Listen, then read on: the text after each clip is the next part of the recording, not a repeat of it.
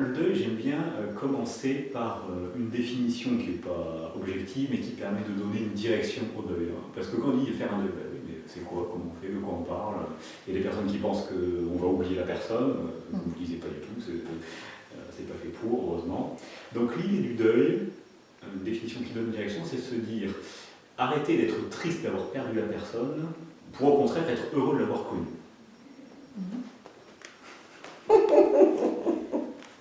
Il faut juste tourner la manière de voir. Et oui, c'est ça. Et le juste est intéressant parce que techniquement, c'est pas compliqué. Techniquement, pareil en pratique, c'est jamais comme ça. Mais on se le dit, on se le dit pas forcément consciemment. Des fois, c'est très inconscient. Des fois, c'est conscient, mais des fois, c'est complètement inconscient.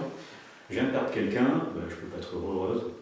Si j'étais heureuse alors que je viens de perdre quelqu'un, ça veut dire que je l'aimais pas, ça veut dire que j'en ai rien à foutre de lui.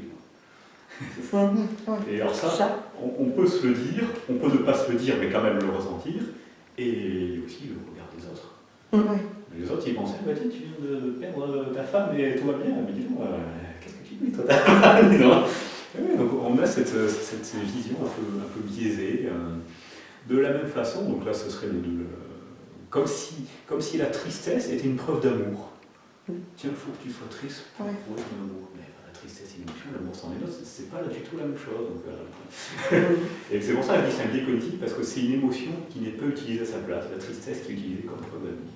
Alors donc, tiens, si on essaye de se soutenir soi-même, on essaye de cultiver cette joie, cette envie de vivre finalement, eh bien oui, on est en train de respecter le plus possible sa mémoire, ce qu'il aurait voulu pour nous, son enseignement, son partage.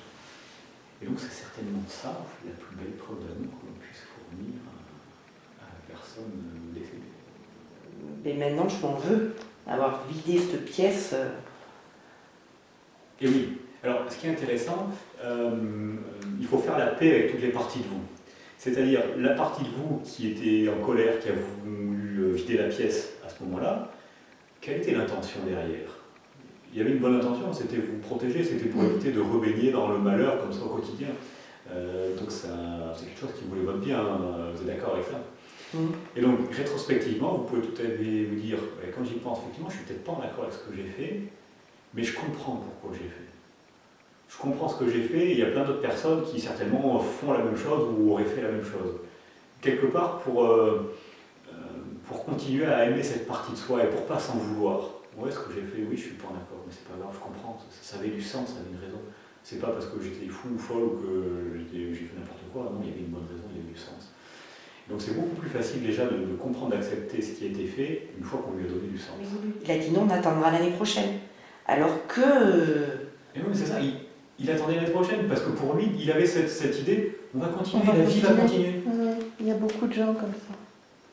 Donc c'était toujours pareil, ce déni de la mort, parce que pour lui, il voulait que le quotidien soit beau. Dire allez, on va faire les choses avant, ça voulait dire qu'on allait mourir, ça voulait dire que le couple allait se séparer, lui c'est pas ça qu'il voulait. Il voulait que le couple dure, que la relation dure. Donc c'est pour ça qu'il a fonctionné comme ça. Donc c'est intéressant de voir que cette façon de fonctionner, c'était vraiment par amour pour le bien du couple qu'il a installé cette façon de fonctionner.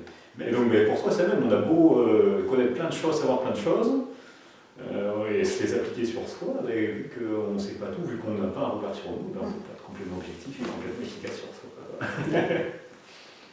Donc je dis ça, c'est indulgence envers soi-même, envers vous-même, même si vous savez certaines choses, parce que vous avez suivi des ateliers ou autre chose, on n'est pas parfait pour autant. Ok, merci. Ça fait du bien en parler. Oui.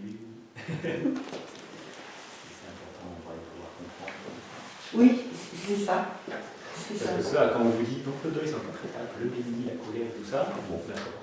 Et ce que je vous ai dit, personne ne vous l'aura dit. Donc c'est bien d'avoir la notice. C'est pas facile pour autant, mais quand on a la notice, c'est quand même un peu plus facile.